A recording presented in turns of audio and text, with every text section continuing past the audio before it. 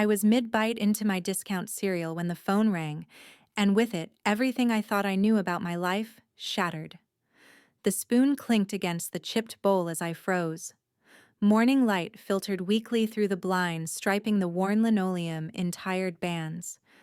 I stared at the old flip phone vibrating on the edge of the counter, the name flashing as unknown number. I hated those.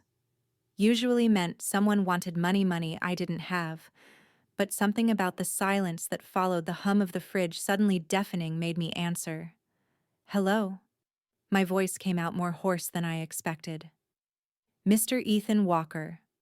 A woman's voice. Calm. Steady. The kind of voice that doesn't flinch. Yes. Speaking. This is Joanne Reynolds. I'm an attorney with Reynolds and Fairchild based out of St. Louis. I'm calling regarding the estate of your grandmother, Margaret Thompson. I blinked. The name cracked across my chest like a stone skipping on frozen water. I think you have the wrong Ethan Walker, I said, instinctively retreating. I didn't really know her, and I wasn't at the funeral. My parents said they said it was for the best. She finished not unkindly. I understand, but I assure you there is no mistake. Her voice was professional, measured but not cold. I could hear something beneath it. Pity, concern. It irritated me more than it should have. I was told I wasn't family, I said bluntly, that she didn't consider me blood. A beat of silence. Well, she considered you something, Joanne replied, because she named you, Mr. Walker, as the sole heir to her estate. That includes property, personal effects, and a sealed letter addressed to you. My chest tightened, ribs bracing for the blow that never quite came. It wasn't disbelief that gripped me, it was a disorienting sense of motion, like stepping onto an escalator you didn't know was moving. She left a letter, she did. I looked around my apartment, the cracked window pane, the pile of unopened bills, the threadbare couch that sagged like a sigh. It didn't match what she was saying. None of it matched. There must be a mistake, I murmured. Mr. Walker, she said gently but firmly. Mrs. Thompson left very explicit instructions. There's no ambiguity in the documents. But why, I mean? My voice cracked embarrassingly. Why now? That's something I believe she wanted you to understand on your own, Joanne said. Hence the letter.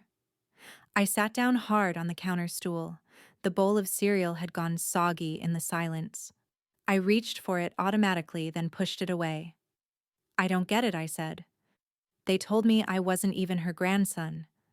They told me I was adopted unwanted, that she didn't want anything to do with me. There was another pause on the line, this one longer. Perhaps, Joanne said finally, you've only been told part of the story. I stared at the blank wall across the room, the single nail where a photo used to hang. Years ago, I wasn't allowed to attend her funeral. My parents said it was for the best. I remembered asking why and getting silence. Just that phrase delivered like a verdict. For the best. So what now? I asked, my voice brittle. I think we should meet in person, Mr. Walker. Today. She'd been gone for 6 months. But somehow her voice reached me across time and death in cursive ink. The manila envelope rested quietly on Joanne Reynolds's desk. The room smelled like cedar and chamomile tea, soft and warm in a way that made me feel uncomfortably out of place, like mud tracked into a cathedral. Joanne sat across from me, composed, her hands folded politely, as if she were about to deliver an apology that wasn't hers to give. I thought you might want to read this in private, she said, but didn't move to leave. I hesitated. My fingers hovered over the flap. The paper was smooth, heavy, too deliberate to ignore. The envelope bore my name in handwriting I hadn't seen since I was 10 years old. Maggie Thompson's penmanship, slanted, graceful, unmistakable. She'd taught me how to write cursive long before school stopped bothering. I pulled the letter out, hands already trembling, and unfolded it slowly. Each crease felt like a decade. The words greeted me like echoes from a locked attic. My dearest Ethan, If you're reading this, then I am no longer on this earth. But I hope more than anything that I'm still with you in spirit, in memory, and in the things no one could take away from us. I swallowed hard. My chest ached, but I kept reading. You deserve to know the truth. Not the version that was convenient or politically polite or family-friendly. The truth is, this you are my grandson. You are the son of Jennifer Mark's first wife, and the only woman he ever truly loved. My breath caught. Jennifer. A name spoken rarely and always like a ghost people feared might return. Victoria never forgave you for existing. She convinced your father that raising you was a liability to her new image, her career. She tried to convince the courts to terminate parental rights to send you away. But I fought. I fought harder than I've ever fought in my life. And I won. I heard my heartbeat thudding in my ears. I could see it, remember it in blurry fragments. My grandma's arms around me during Christmas, her voice singing lullabies I hadn't heard in years. And then, silence, distance. The price was high. Mark stopped speaking to me. Victoria banned me from their home, but I never stopped loving you. I sent cards, gifts, most of which I now know were never given to you. I'm sorry I couldn't do more. I'm sorry I didn't fight harder. I had to stop. My hand covered my mouth. I wasn't sure if I was breathing or crying or both. I can step out, Joanne offered gently. No, I croaked, then steadied myself. I want to finish. You've grown up thinking you were unwanted. That's the lie they needed you to believe. But Ethan, my boy, you are wanted.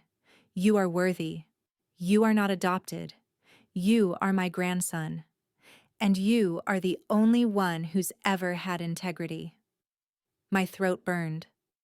All those years I'd been carrying shame like a birthmark, permanent, unquestioned. I'd let it define me because it came from the people I thought knew me best. But she had known better. I looked up. Joanne's eyes didn't pry, but they were not indifferent. She gave me time, space. Why didn't she tell me this when she was alive, I asked, though the answer was already forming in my gut. She tried, Joanne said. But your access to her was cut off. She hired us nearly a decade ago to make sure these documents, this letter, reached you when the time came. A folder appeared from beneath her elbow. Simple, nondescript. She slid it toward me without ceremony. Your grandmother hired someone to watch over you. Turns out someone had been watching me while I walked to work, lived on ramen, and cried myself to sleep. The folder lay between us like a confession, yellowed, thick, edged with dog ears that suggested use, not decoration. Joanne opened it with deliberate care, the way a museum curator might lift the corner of something ancient and sacred. Inside there were photos, hundreds of them neatly stacked, organized by year. Your grandmother hired a private investigator, she said quietly. I stared at the top photo. It was me in a gray hoodie clutching a thermos and walking past the old bike shop near my former community college. I looked, tired, younger but already defeated. There was another me waiting at a bus stop, slumped against the glass headphones in eyes unfocused. Why, I whispered. To protect you, she said. To make sure someone was watching when no one else was. Beneath the photos were typed reports. I skimmed the headers: Ethan Walker, age 17, malnourished reports of absentee guardianship, Ethan left alone weekends. The pages blurred in front of me. She knew, I muttered. She knew everything. She did, Joanne said. And she fought in the only way she could. There was a report dated the week of my high school graduation. I didn't attend the ceremony. Victoria said I didn't deserve it, said honors were for people who belonged. Instead, I worked a double shift at the gas station. The photo attached showed me walking home that night with a bag of off-brand cupcakes. I remembered them. I'd bought them for myself. The frosting had melted on the way back. She sent me gifts, I said hollowly. Cards. I only saw a few, maybe two. Joanne pulled out another folder thinner. Inside were records of returns items sent from a P.O. box in Kansas City marked refused or moved, address unknown. She moved you, Joanne confirmed. Not for jobs, not for opportunity. She moved you to keep you away from her. But your grandmother never stopped watching. I pressed my palms against my eyes. Rage and grief collided inside me like tectonic plates, slow, ancient, unstoppable. All this time, I'd thought I was invisible, unwanted.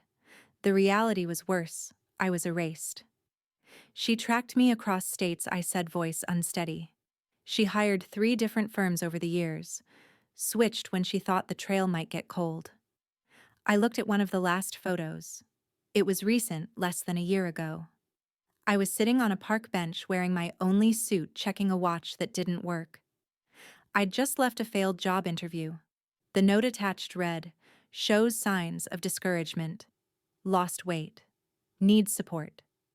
She knew even that I asked. She wanted you to have proof, not just words, in case they tried to gaslight you again. The folder felt heavier in my hands than its weight should allow. My entire life, every neglected year, every isolated apartment, every self-doubt cataloged in grainy photographs and careful observations. It wasn't love as I'd imagined it, but it was love nonetheless. Quiet, fierce, undeterred. Joanne let the silence stretch. Finally, she spoke again. Your parents believe they're inheriting everything, and they've already spent it. They bought a new kitchen, a new truck, a yacht for a future they thought belonged to them. It never did. Joanne didn't speak for a while after sliding the new folder across the desk. She didn't have to. The evidence spoke in colors too bright, in angles, too flattering, too curated. The Walker house glowed in professional photos, polished floors, and designer rugs laid out like a magazine spread. Everything shimmered with wealth that seemed only loosely tethered to reality. Is this all theirs? I asked. She nodded. Everything purchased in the last 6 months. I flipped through images of a brand new Ford F-150, a gleaming white kitchen with brass fixtures, a hot tub being craned into place behind a house with fresh stonework. I knew that backyard. I'd dug fence posts there when I was 15 barefoot, because Victoria didn't want dirty boots on her deck. Tyler got a boat, Joanne said mildly. They registered it under his LLC. Brianna posted about it 2 weeks ago, called it their reward for surviving a stressful year. I remembered the post. It had flooded my feed because Mark tagged me, whether intentionally or by accident, I never knew. I'd unfollowed him afterward. It was easier than explaining the pang. They said I wasn't part of the family, I murmured. But they always made sure I could see what I was missing. A series of screenshots followed Instagram photos of beach vacations, champagne on the lake, Sunday family brunch around a table groaning with food. Hashtags like Lantern Family Legacy and Our Equal Shares Equal Love danced beneath each caption like spiteful winks. They posted these on purpose, I said. Not just to show off, to twist the knife. Joanne didn't deny it. It's called narrative management. They wanted the public and you to believe the inheritance was a done deal, that your exclusion was fair, expected. I sat back stunned by the ease with which they'd rewritten the story. It wasn't just about money. It was about entitlement. About performing unity to the world while locking me outside the gates. I asked Victoria for $60 once, I said quietly. Needed a textbook for my psych class. She said I should learn self-reliance. Said she was remodeling her bathroom and didn't have spare cash. Joanne tilted her head as if that tiny detail completed a portrait she already understood. Meanwhile, I continued, she put in a towel warmer and a chandelier over the bathtub. We both stared at the photos in silence. She built a palace on lies, I said. She did. Joanne agreed. But she didn't build it alone. Your father co-signed 3 loans based on what he assumed he'd inherit. Tyler leveraged future equity to expand his business. They all believed they were entitled to Maggie's wealth. And your grandmother. Joanne hesitated just briefly.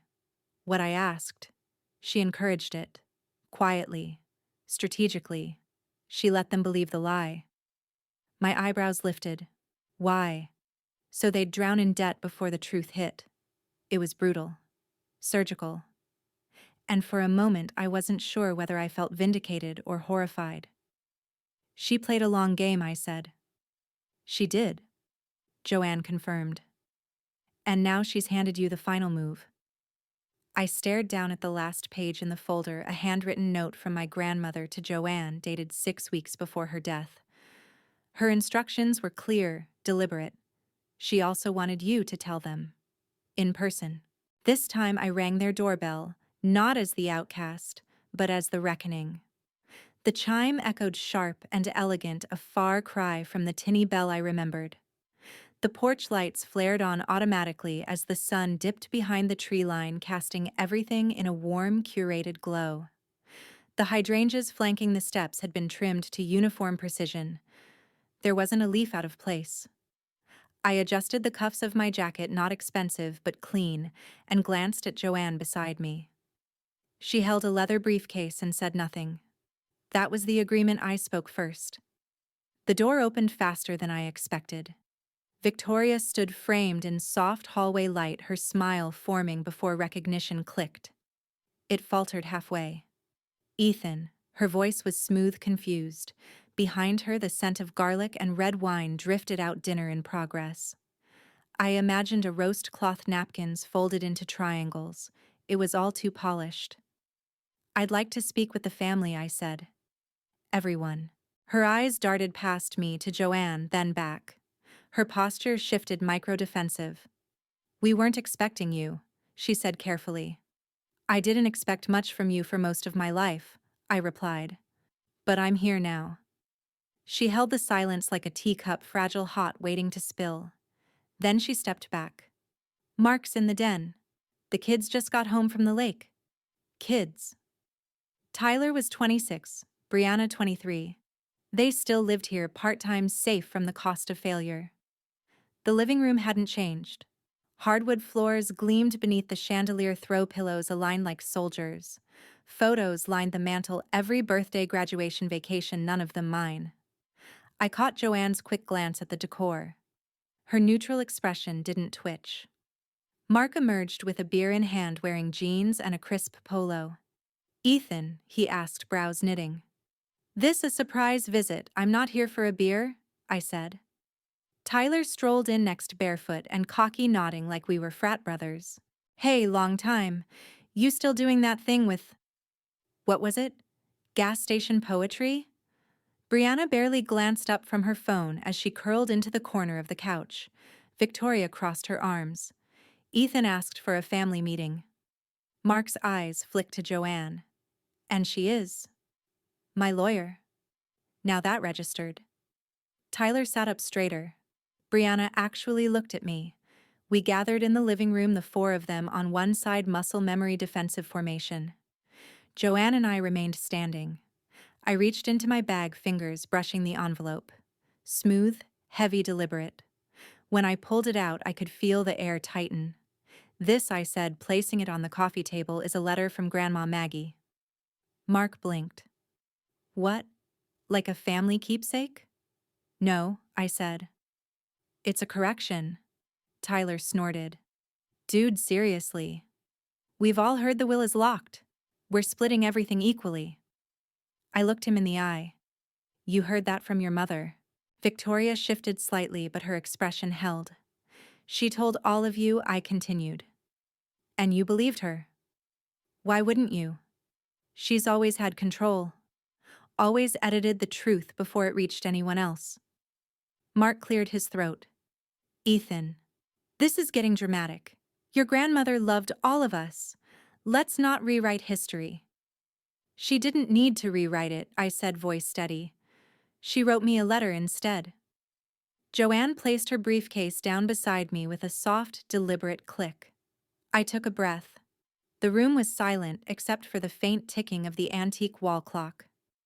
I could feel every eye on me. It was the same house, the same walls, but I was no longer the boy standing outside in the rain. Let's talk about Grandma, I said. Or rather, let's talk about what you kept from me for 21 years. I'm not adopted. Jennifer was my mother. And you, Victoria, you're just the woman who married my father. That sentence cut through the Walker living room like a blade. It was 6 o'clock on October 6th. The chandelier's light glinted off polished wood and framed smiles on the walls, but none of them reached me anymore. I stood at the center letter in one hand, voice unwavering. Victoria's eyes widened. She stiffened, jaw clenched like she'd been hit. That arrogant composure she wore so well shattered instantly. My siblings Tyler and Brianna sat rigid, a mix of confusion and curiosity in their expressions. Mark looked down at his hands, retracing veins I'd never cried over. Joanne remained motionless beside me, the embodiment of legal calm. I tilted my head, letting the silence press before I started reading. Mother, you are not a guest or an afterthought. I know the truth Victoria tried to bury. I know she tried to send you away.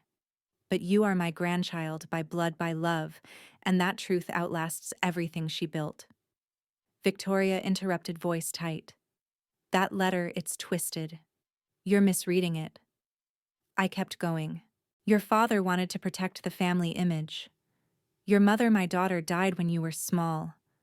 I knew the papers had to be in order. But I also knew that story would be buried. She forced me to wait. Mark shifted. I thought you understood. I cut him off.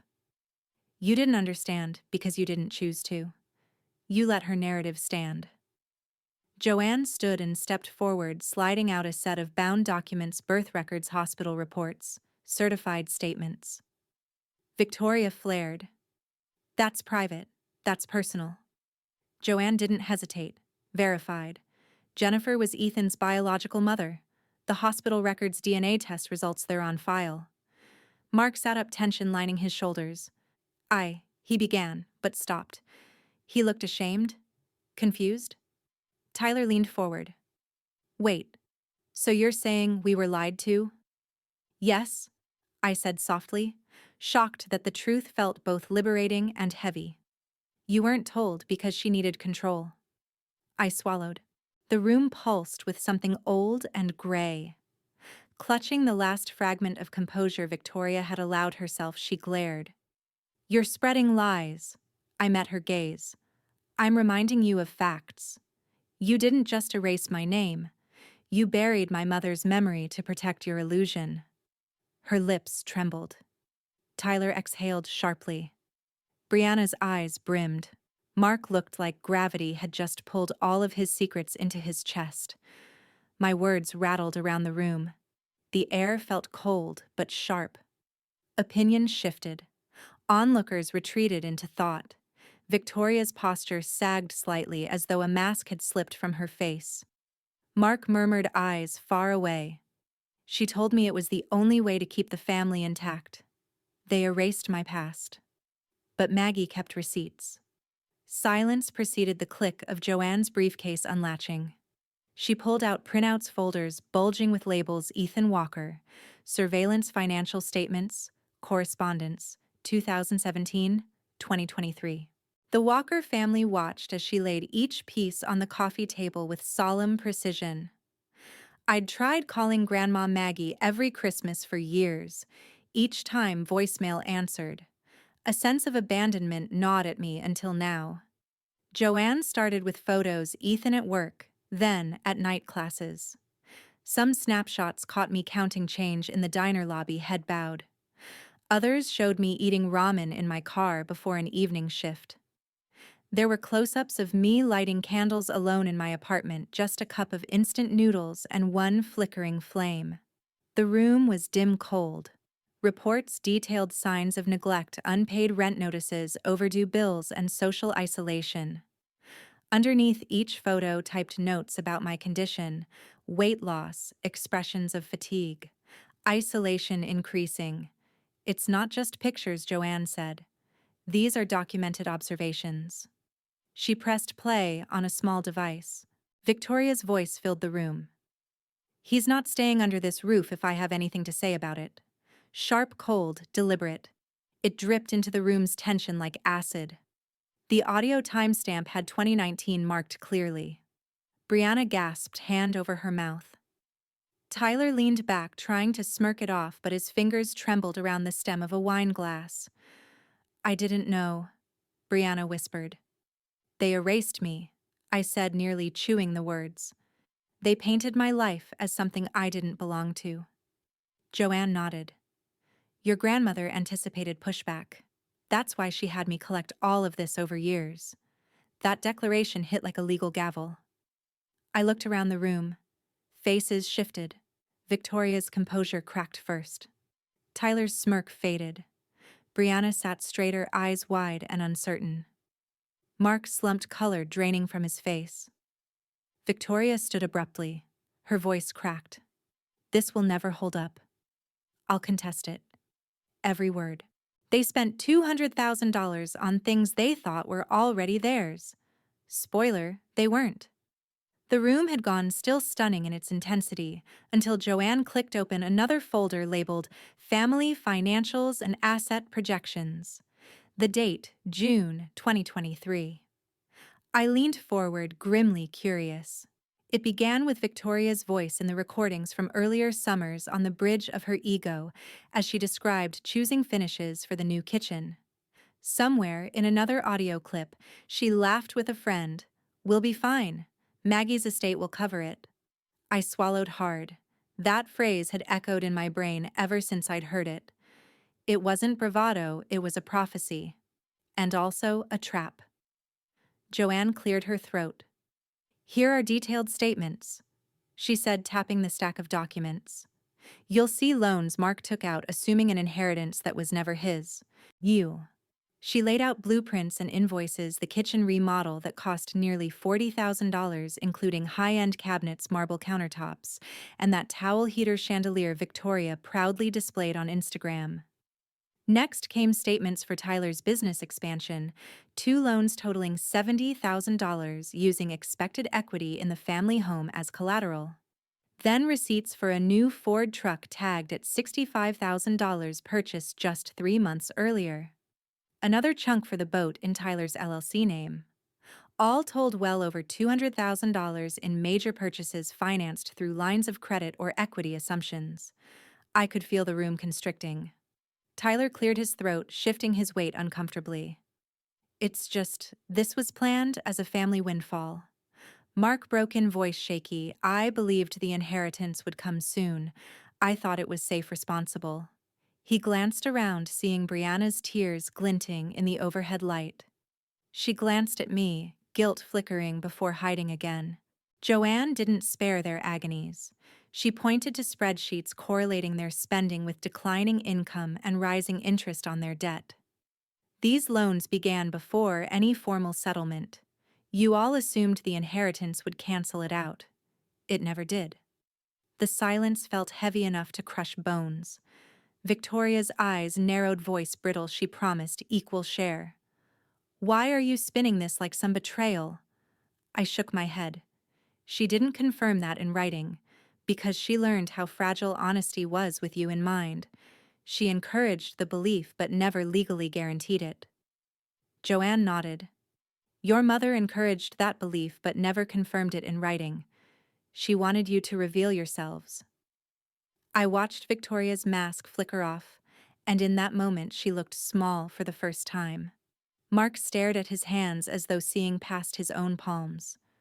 Tyler tried to laugh it off, but the tremor in his laughter gave him away. Brianna covered her face, whispering to herself, I'm sorry. I realized then tonight wasn't just about evidence or money. It was time debts, not only financial, but emotional, were called due. I stood walking toward the gallery of photos on the wall.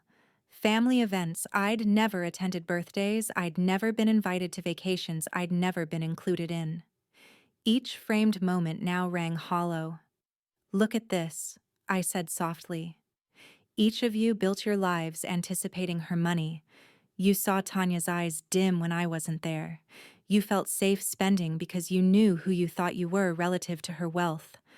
I pointed at a photo of my mother, Jennifer, her face obscured in darkness. But you erased this image from your minds. They said nothing. I turned back to the group. The earlier anger, the raw need to be heard, had settled into something colder. The kind of resolve that comes from seeing your own erasure laid bare in bills and letters and audio files. You didn't just gamble with money, I said, my voice even. You gambled with the only relationship I had left. Their silence answered for them. I raised you, Victoria said. No, you tolerated me, I replied. Those words replayed in my mind the next morning long after sound had left the house. I slipped into the hallway when the voices started low urgent coming from the kitchen just past dawn's pale light. I paused outside the door, the scent of cooking threatening to break me, but I stayed quiet. There was Victoria pacing near the stove, steam rising off her coffee mug. Mark stood opposite, shoulders slumped, hands curled tight around the countertop edge. You have to fix this, Victoria hissed. You can still make it right. Mark closed his eyes. You think I don't want that? I didn't know how. Your silence did the damage, she fired back. Feeding him breakfast doesn't erase you sent him away. Doesn't count for anything. Her words cracked like brittle glass. Mark inhaled sharply. I let it happen, he admitted, voice shaking. I didn't fight for him. He stared at the blue-tiled floor. I thought I was keeping peace. He laughed dry, empty. We buried the past so deep we forgot who we were. I pressed myself flat against the wall, heart pounding. I'd never heard that side of Mark, the side ashamed and too late. Victoria's chest rose and fell. So we keep this charade live in denial, Mark's eyes flicked upward. I'm done pretending. Just don't ask me for forgiveness yet. Footsteps creaked behind me and I glanced sideways. Brianna stood there, silent, face pale, mouth compressed into a thin line, tears blinking behind eyes that refused to fall. The silence stretched until she swallowed, voice barely above a whisper. I overheard. Her gaze flicked to Victoria, then back to her father. I need to tell Ethan. Everything. She turned and walked away, collapsing the distance between hallway and bedroom, and maybe finally between who we were and who we could become. I waited until the fridge hum died down, the last cup smashed in the sink, before slipping back to my room. The fallout felt heavier than any legal record. I could feel it in the tremor of doors swinging on their hinges, in the sharp scent of regret mixing with morning light. That night, there was a knock on my door. You need to see this. I found something. Brianna's voice was firm, but it rattled like chipped glass. I opened it slowly. The expression on her face was something new, fear and resolve, and something like redemption in her eyes. Some truths don't get erased. They just get hidden between the pages. I opened the door to find Brianna standing in the dim light of her room. Her eyes were red-rimmed and she held something small and careful in her hands. I recognized the torn edges of a manila envelope, smaller than the first letter from Grandma Maggie, but it felt heavier. Inside, it was a letter folded and creased, as though someone had tried to tuck it away forever. I recognized Maggie's flowing script on the front, addressed not to me, but to estate trustees and family stakeholders. My throat tightened, but I unfolded the paper. The page at first seemed routine, but then I read, "To whomever bears responsibility for distributing my estate. Let it be known that I intend for Ethan Walker alone to receive full inheritance. I cannot trust the others to honor what I always knew in my heart, that he is the rightful heir. This is not a request. It is my instruction." I could feel the walls of pressure that had built over 5 days begin to crack. The letter continued. I hesitate to say more, but know this. Victoria knows of this instruction, but she will actively resist it. I entrust this to the record because she cannot be trusted to do what is right. My hands shook so badly I used them both to cradle the paper. Brianna swallowed beside me. I found this inside a hollow book spine, she whispered. Her eyes flickered to the bookshelf. From a book Maggie gifted me when I was 10. I thought it was gone forever. Mom, she was about to burn it. I saw it in the attic last spring. Tears welled in her eyes. I kept it. I didn't know what to do until now. We both sat on the edge of her bed, the envelope between us, as though it were the key to every locked door in my past. This letter wasn't just evidence, it was a confession from beyond the grave.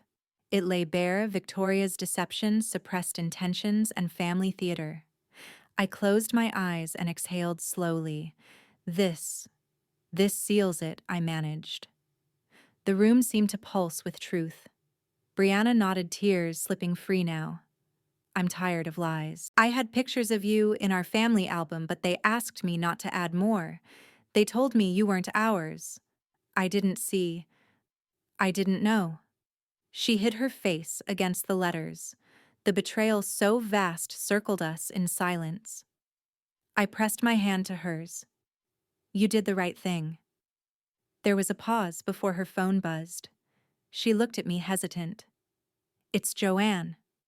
Her fingers shook as she tapped the call. The soft glow of speakerphone illuminated the room. Joanne's serene voice filled the quiet. Ethan, nice to hear from you. I wanted to confirm the meeting is set tomorrow evening at the Walker residence. Please bring the letter with you. It will change the course of things. The line clicked off before I could reply. Our eyes connected, both of us aware this was no longer just family conflict. It was a reckoning written long before most of us took our first breath. You raised your voice for years, Victoria. Now it's my turn. Everything about the room felt unerringly formal. October 8, 2023, late afternoon. The Walker residence, polished like a showroom, echoed with tension. Two estate representatives stood to the side, attentive but impersonal. A notary and an estate planner flanked Joanne and me, giving the afternoon a solemn air I never expected when I walked up those steps. You once said no one in this family listens to me. I began looking directly at Victoria. Why would they? She shifted, knocking her glass of water slightly, but regained control in seconds. Joanne stepped forward and laid stacks of documents on the table, the revised will, handwritten by Maggie, notarized and witnessed, PI records, financial statements, correspondence, receipts. Each paper carried the weight of proof. The room's silence pressed in. Victoria cleared her throat. Have you prepared all of this yourself? No, Joanne said crisply. These are legal documents verified. The will here names Ethan Walker as sole heir with no mention of any siblings or spouse. That changed after an audit ordered by Maggie in July 2023. She placed a printed transcript on the table and I opened it. I cleared my throat softly before reading Maggie's final statement. Victoria may see fit to manipulate this document. But I want it clear, Ethan is my only grandson by blood and love. All decisions must reflect that, regardless of earthly bonds. I paused. Tyler's face turned pale. Brianna lost color. Mark closed his eyes slowly. I looked at each one. This letter discredits every claim you've made for equity. Victoria's voice trembled. This is slander. I met her glare. No, it's your own words. And they were recorded. I held up the audio device and the room tensed, her earlier voice saying, "He's not staying under this roof. If I have anything to say about it now," felt like admission. Tyler looked stunned. Brianna stared at her hands. Mark sank lower. Joanne quietly reached across and slid a thumb drive toward Victoria. You might want to consult your attorney next. I watched her face contort, first anger, then panic, before she jerked her head away, unable to look at me. That tiny act shattered her composed facade. Silence followed. The estate representatives exchanged glances. The notary cleared her throat. The air felt thick with consequence, and for once power had shifted. When power slips, the first thing it takes is your voice. And Victoria was screaming into silence. The storm outside was relentless torrents, rattling windows, gusts lashing branches against the siding. Inside, the Walker residence felt smaller than ever, the polished surfaces reflecting grim faces. Victoria stood near the fireplace, arms flailed as though holding invisible specters. Her voice rose again. This estate is not valid. Maggie was not of sound mind. Her judgment could be questioned. She aimed at Joanne at the estate reps at me. Joanne remained composed. There's nothing here to challenge. The paperwork is airtight. Independent psychiatrists deemed Maggie competent, witnessed, notarized. Her words echoed through the room and through Victoria's argument, shattering it. Mark shifted unsteadily beside her. Ethan, he began, voice low. Victoria cut him off. He doesn't get to speak. I stepped forward. He does, I said. He's earned that. Then Mark exhaled. I knew he admitted. I knew things, some of the gifts to Ethan I redirected or returned. I saw the way he suffered. But I felt trapped. Terrified it would ruin everything. He sank to a couch, head bowed. Victoria's eyes sharpened, furious. She looked ready to strike. But then Brianna rose quietly. She stepped between us, shoulders trembling but resolve shining. You made us believe Ethan didn't matter, she said, voice trembling. Turns out, you're the one who doesn't matter. Silence froze the room. The estate reps waited. Joanne watched impassively. Victoria's face crumbled. I did what I had to, she screamed, throat raw. I did it for this family, voice cracking. I replied quietly. You did it for yourself. The family just paid the price. Lightning flashed, illuminating faces turned in frozen shock. The storm outside seemed to mirror the emotional collapse happening within these walls. An estate representative cleared his throat, motioning at a document styled in bold at the top. Given what's been presented, we'll be moving forward with the legal transfer and restitution, effective immediately. The words punctured the air. Victoria stumbled backward, eyes wide, the mask completely broken now. Mark remained seated, silent surrender etched on his expression. Tyler hovered near the doorway, stunned. Brianna looked at me, tears shining but pride flickering in her eyes. Joanne's calm smile held promise, an understanding that justice had finally found its pace. They thought I came for money. I came for the truth and left with something far heavier. On October 10, 2023, I sat across from Joanne in a glass-walled conference room at Reynolds and Fairchild. Law books loomed in the background. Outside, photographers and a small gathering of reporters waited.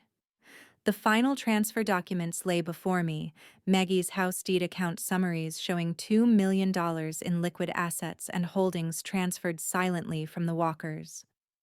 Joanne watched me with calm assurance. I took a deep breath and placed my signature on each page. The legal transfer was now official.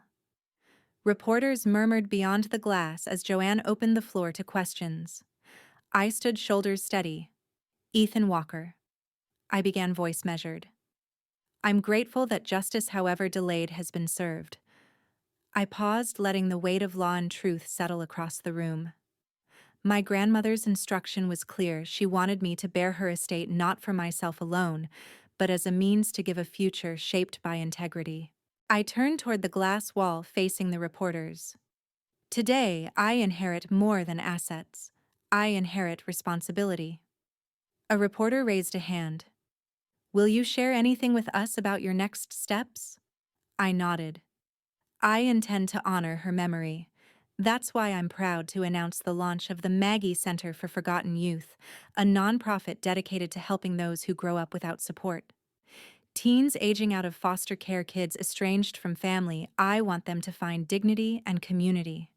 Cameras flashed. I felt the gravity of those words.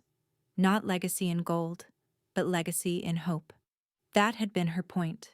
Peace first, wealth second. I recalled Maggie's phrase from her letter, wealth comes second. First comes peace.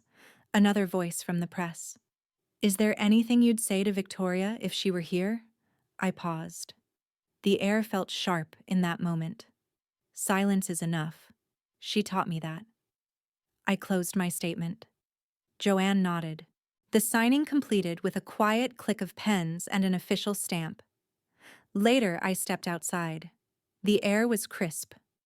I took a breath of freedom tempered by the knowledge of what had been lost and what might still be healed.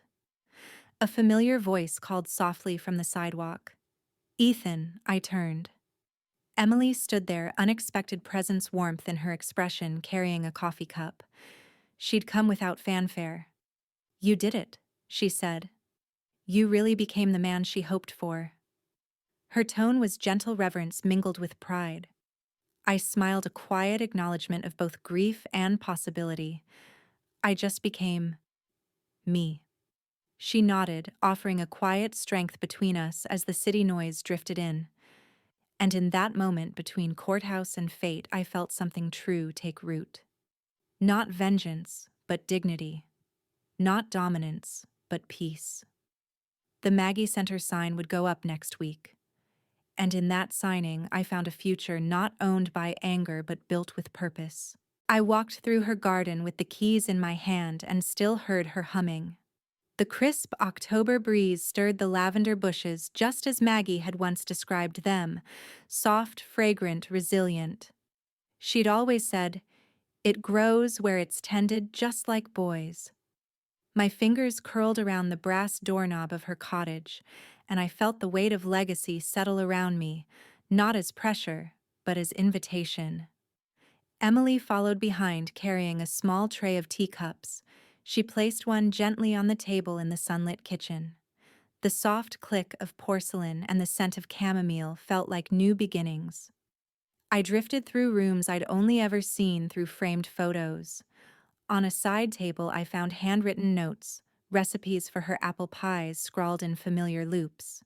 In the hallway, old photographs I'd never seen before, one of me as a toddler toddling toward her with arms outstretched, another of Jennifer laughing with Maggie on a picnic blanket.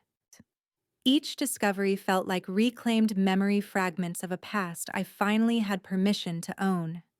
Emily watched quietly. I sat down at the round wooden table, inhaled, and poured the tea.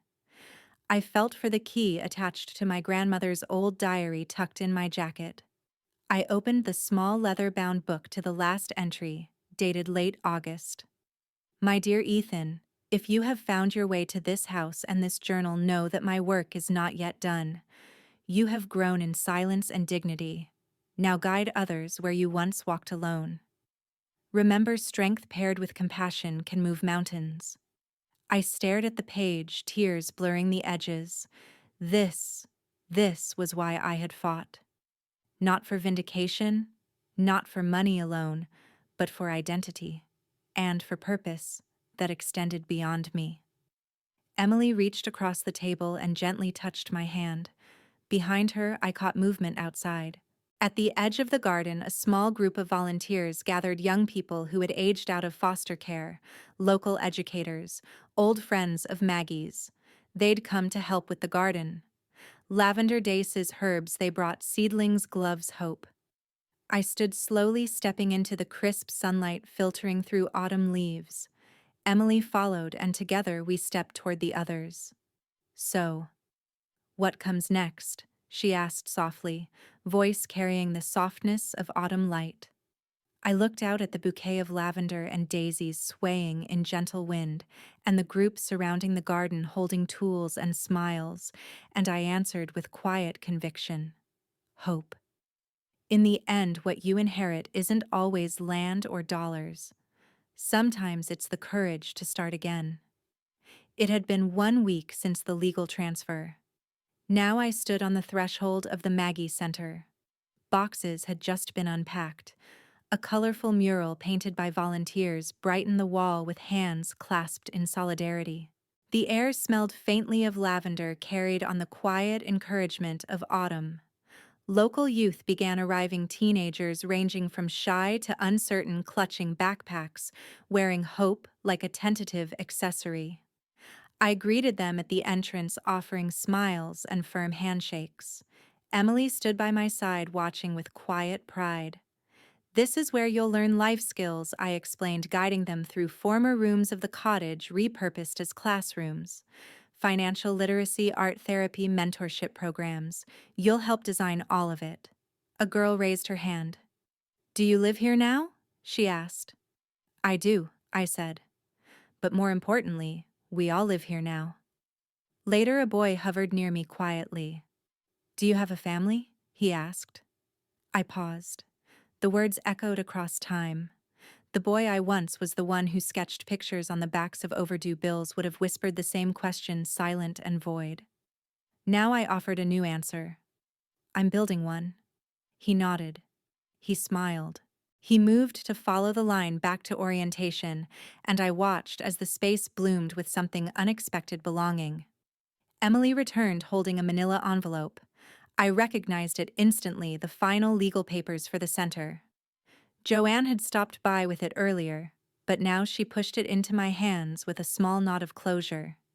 She said, "You'd need every last detail," Emily relayed softly. Joanne says, "Congratulations." I closed the flap and held it carefully. It felt like the last page of a chapter I could now close. Sunlight filtered through the lavender plants at the entrance. I knelt, roots greeting soil hands folding around a fragile green sprig. I whispered to it softly. She said it grows with love. The plant bent toward me, steady as promise. A shy young boy approached holding a crumpled flyer featuring a photo of me from the news. "You the guy from TV?" he asked, uncertain. I crouched to his level. "No," I said softly, brushing his shoulder. "I'm the guy who'll listen." And as the center's doors opened wide behind us, laughter and chatter poured out, echoes of lives beginning again. At that moment, I understood justice was served, yes, but healing, enduring, vital, and hopeful was what we truly inherited. After years of silence, a single truth shattered decades of deceit and rebuilt a life once dismissed. Ethan didn't just inherit wealth, he claimed a voice stolen from him, exposing those who thrived on lies and manipulation. When injustice is met with unwavering courage, the final verdict can echo through generations. Because in the end, no wall of lies can stand forever against the tide of truth. If this story moved, you don't forget to like, share, and subscribe. Drop a 1 in the comments if you resonated with Ethan's journey, or a 2 if you think justice still has more to say.